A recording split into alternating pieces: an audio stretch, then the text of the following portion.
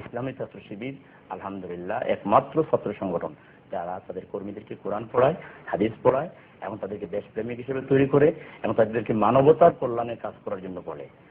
রক্তটা শিখায় কেন? রক্ত শিখায় না তো, এটা ভুল কথা।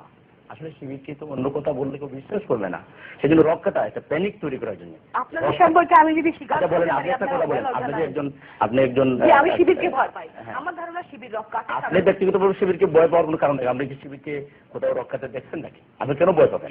শুনে ভয় পাবেন কেন? শুনে ভয় পাবো কেন? আমি পত্র পত্রিকা পড়ি, আমি বাংলাদেশ পত্রিকা পড়ে কি আপনি একটা ধারণা করবেন? সব ছেলেগুলো রক্ষা করে তাদের পরিচয় জানি, তাদের কেউ কেউ এদেশে এসে আপনি একটা কথা বলেন, আমরা সেইটা জানি। আমাকে আমি একটা তাদের সঙ্গে আমাদের আলাপচারিতা রয়েছে, আমরা সেটাও জানি। এই কারণে আমি যদি শিবিরকে ভয় করি বা আমাদের দর্শকরা যদি শিবিরকে ভয় করে, আমার মনে হয় না আপনাদের ভয়ের কোনো কারণ নাই এবং দর্শকও ভয় করে।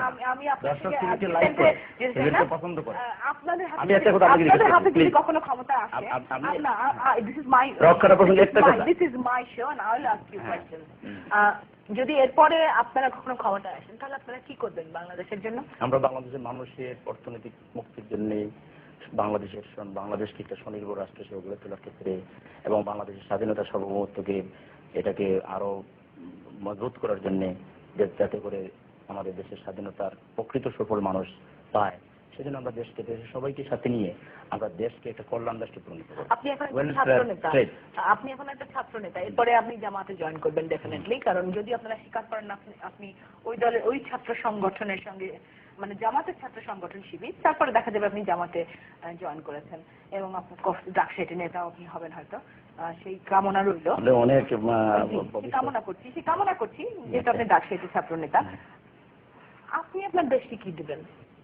আমি আমার দেশের জনগণকে আমি ভালোবাসবো, আমার দেশের জনগণ, বিশেষ করে ইয়াং জেনারেশনকে প্রকৃত অর্থে দেশপ্রেমিক হিসেবে গড়ে তোলার জন্য এবং তাদের মেধার বিকাশের জন্য। আপনি জানেন আমাদের দেশের, আমরা গরিব হইতে পারি কিন্তু আমাদের ছাত্রদের মেধা, এখানেও আপনি এই লন্ডনে দেখবেন যারা পড়ালেখা করতেছে, আমাদের ছেলেরা মেয়েরা ভালো রেজাল্ট করতেছে, ভালো, ইভেন আপনি ভালো ভূমিকা রাখতেছেন মিডিয়াতে।